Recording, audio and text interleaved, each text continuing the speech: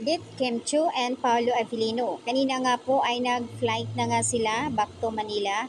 Samantala, bago naman bumalik ang Kim Pao dito sa Manila, ay mayroon pang pa-skydive itong si Kim Chiu. Ito, wala si Pao, hindi niya kasama si Pao, yung mismong trainer ang naka-assist kay Kim. Grabe ang tapang ni Kim talaga. As in, kahit ano ang taas, kayang-kaya niya talaga, wala siyang takot sa taas.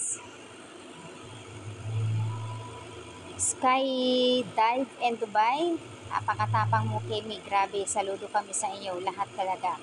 Ika nga, kung sa ASAP and Showtime, boys buhay. So, ayan. And you are the one amazing woman. No first at all. Si Pao nandoon lang po, nakaabang, nakabanta kay Kimi. So, magkasama din si Pao. Supportive naman si Paolo Avellino. So, siya yung taga-video sa kanila habang si Kim ay nag-skydive. So, ayan, may takot ata si Pau dito kaya ayaw niyang sumali daw. May tiwala naman siya kay Kim kaya hinahayaan. Pero, importante supportive siya at siya yung taga-video habang nandoon si Kim. Ang galing naman.